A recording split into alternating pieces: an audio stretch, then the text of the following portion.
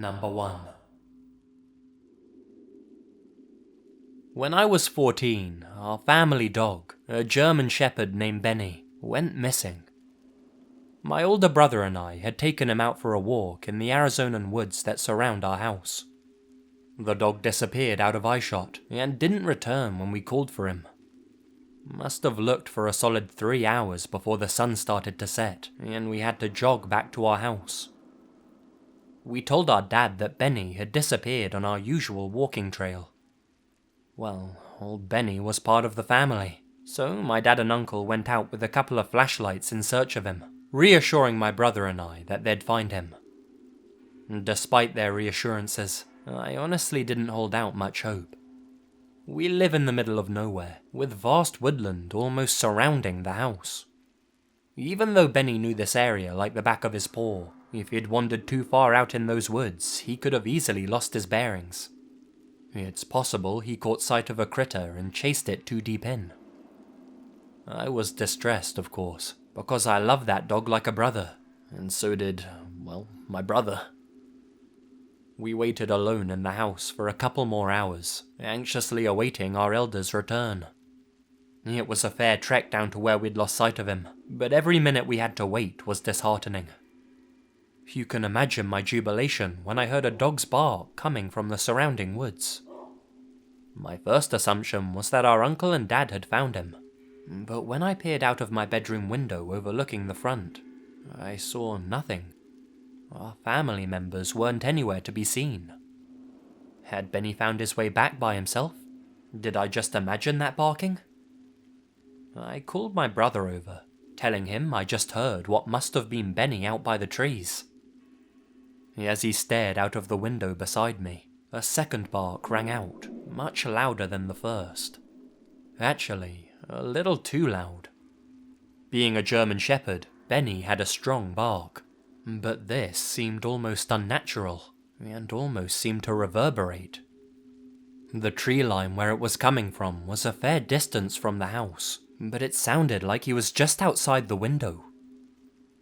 After an interval of a few seconds, another identical bark.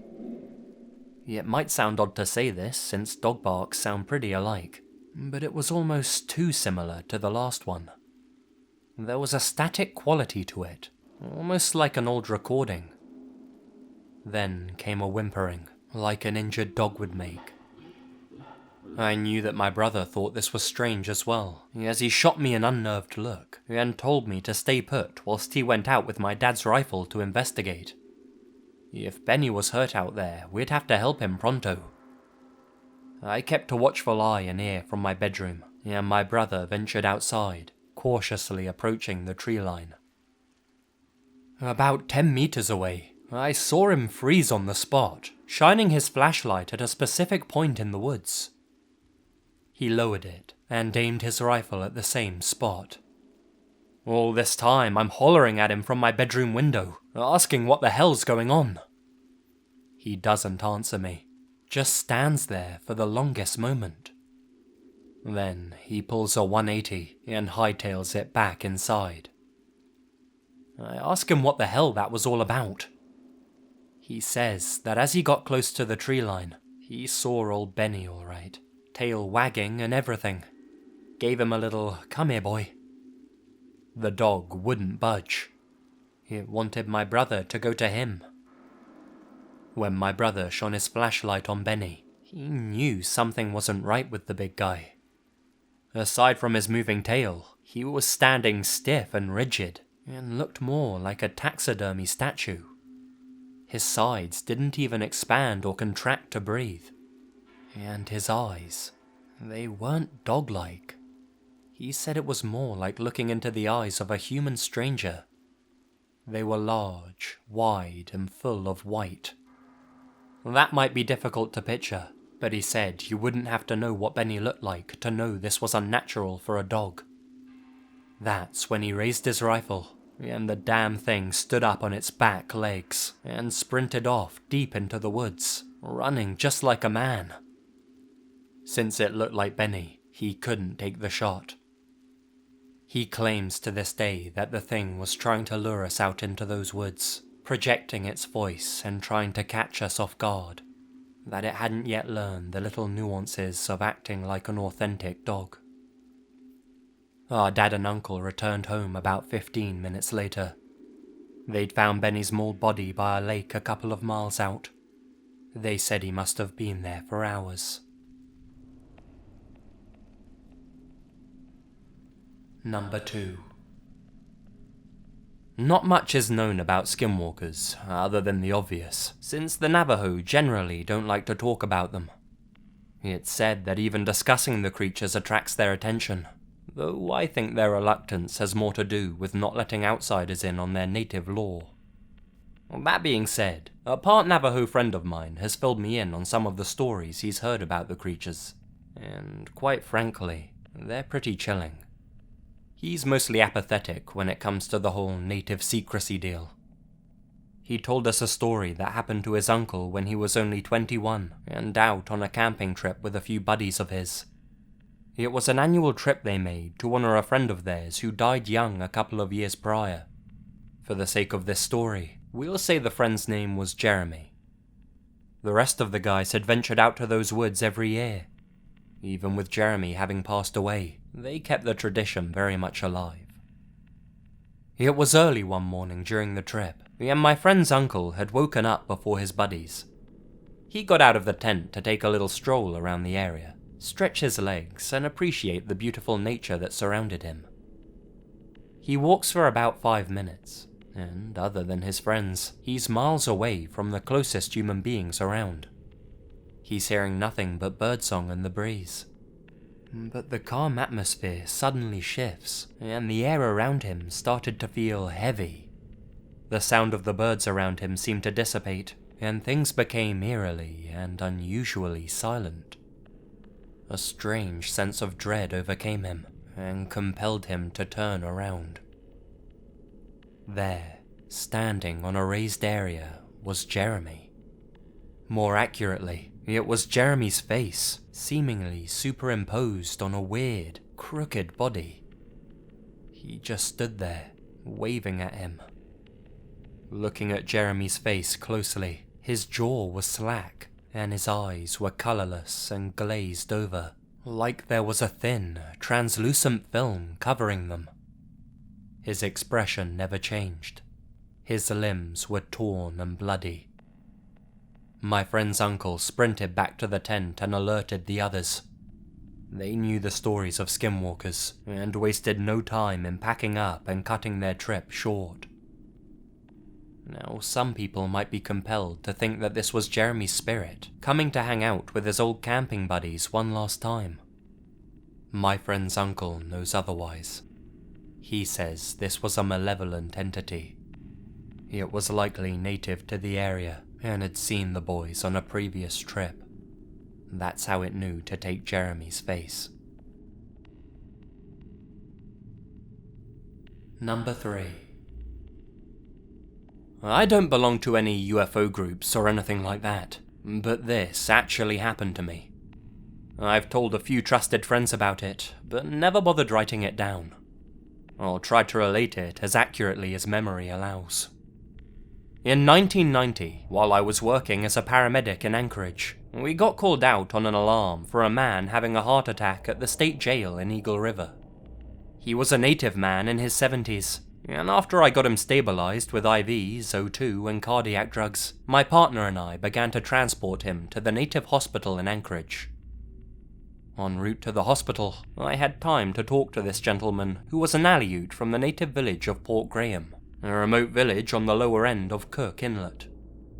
Well, as usual with me, the topic eventually drifted to hunting and fishing, and I casually mentioned to him that I was once weathered in at the upper lagoon of Dogfish Bay, only a few miles from his home in Port Graham. The lagoon was about as beautiful and wild a place as I had ever seen in my 35 years in Alaska. Well, when I said that I had spent some time in Dogfish, this old man sat up on the gurney and grabbed me by the front of my shirt. He got right up to my face and said, "Did it bother you?" With that question, the hair stood up on the back of my head. You see, I knew exactly what he was talking about. I said yes. Did you see it? Was his next question. No, I replied. Did you see it? No, but my brother's seen it. He had chased him. This old Aleut and I were talking about the same thing, but we never used the words Skinwalker, or Bigfoot, or legend, or anything like that. We just both knew what we were talking about. Allow me to explain. In August of '73, 3 of us were bow hunting for goats and blackies in what was then a remote wilderness of Lower Cook Inlet.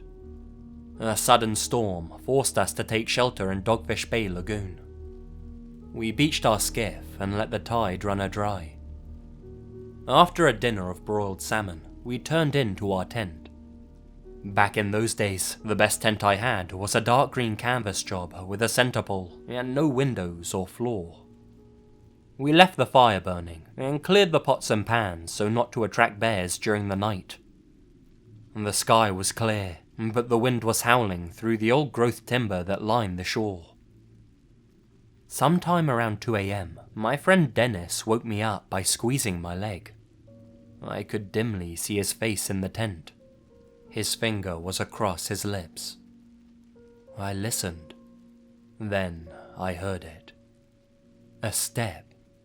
A man was quietly walking outside our tent, taking very deliberate steps. When you spend as much time in the great outdoors as we all had, you become intimately familiar with the sounds of the wilderness. This wasn't a natural sound. It definitely wasn't a bear, or any other kind of animal for that matter. Scenes from the movie Deliverance flashed in my mind. We woke Joe, the 3rd member of our party, with the same leg grab and finger to the lips. The walking, or rather sneaking, continued until it had half-circled our tent. And then all was quiet, except for the wind. We had our bows and the 06 leaning against the tree outside our tent, so somehow we talked Joe into belly crawling out of the tent to get the rifle. We were scared shitless, I tell you. The next day and night, the storm continued to blow. We saw several black bears on the salmon stream at the head of the lagoon during the evening hunt, but had no chance for a shot. We didn't talk about what happened the previous night. Too embarrassed, I guess, to be scared by a black bear that sounded like a man. We got back to camp early, built a big fire, sat around it and ate dinner until about midnight. In August, there's still some light in the sky at about 10 or 11. I recall we were all embarrassed about being afraid of the coming night. We had a flashlight and the rifle in the tent between us, locked and loaded. I finally dozed off, but woke right up when Dennis squeezed my leg. The illuminated hands on my watch showed it was 2:30 a.m. Joe was already sitting up and had the rifle in his hands. I heard the first step, no more than 10 feet away from the back of the tent. It was moving slowly. Then we heard another, and another. Whatever this was, it sounded like it was walking on 2 feet. It made the same semicircle around the tent. When we finally mustered enough courage, we crawled out of the tent and turned the flashlight on. We saw nothing. No tracks. Nothing. The 3rd night, we decided if it bothered us again, we'd come out of the tent shooting. We were actually scared. It never came back on the 3rd night, and the following day we had a break in the weather and got the heck out of there. Never told anybody about the experience for several years until about 1979, when I happened to be reading an old Alaskan Sportsman magazine, published in 1935. In the letters to the editor, a woman wrote that she recently found a letter written by some distant relative of hers, who was a schoolteacher at the cannery in Portlock Bay, a rugged fjord adjacent to Dogfish Bay. The year was 1905. She quoted from the letter. It said that the cannery employed a small group of Aleuts from a small village in Portlock Bay during salmon season. Their camp was about a mile from the cannery buildings. One day, All of the Aleuts moved out of the village and paddled their biddercasts back to Port Graham. The letter said that the Aleuts claimed a hairy man was bothering them and frightened them to the point where they had to leave. I've since done some research into the subject and found written histories of natives from Seldovia to Port Graham being frightened and bothered by something. They even have a native name for it. It doesn't translate into English very well. These accounts mostly take place during the first half of the 1900s and are native related. Not all of them though. I talked to one white guy who, in 1968, got the bejeebers scared out of him while coming down an alderchoke gully while on a goat hunt in Portlock. Most of these accounts precede the Bigfoot hype that appeared in the 60s and 70s in the Northwest. Me and my buddies will never know what was circling our tent those nights, but it sure as hell wasn't an animal, we can tell you that much. Anyway, that's my story, and I'm sticking to it.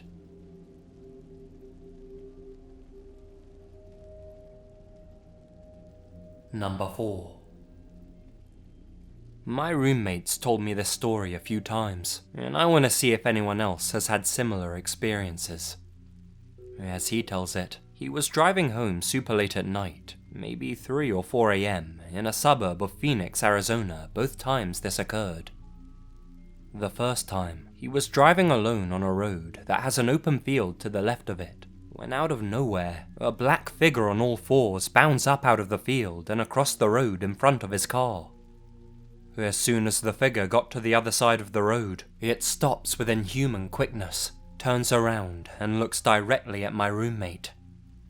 He described the figure as looking simian, completely black except for the face. The creature's face was a stark white human face. Not white as in Caucasian, but white as snow.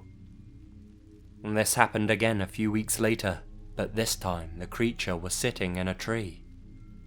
As his car approached it, it climbed down the tree, again with inhuman quickness, bounded across the road, stopped on a dime, turned around and made eye contact with him. This time he had a friend in the car who also saw it and began freaking out. It was the same exact thing as the first time. A simian black body with a snow-white, expressionless human face. My roommate, ever the curious one, turned the car around and began searching for the creature, but it was nowhere to be seen. Could this be Skinwalker related?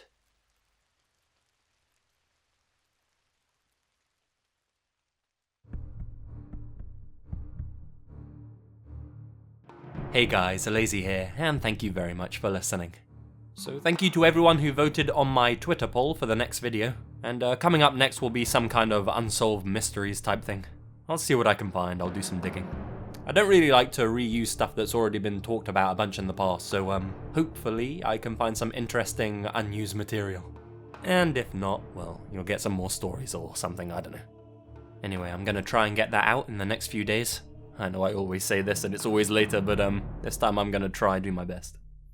If you like this video, then be sure to smash that like button, or I'll smash you. And subscribe and join the Lazy Legion if you haven't already. Until the next one, guys, you all stay spooky. And remember, the best things happen in the dark.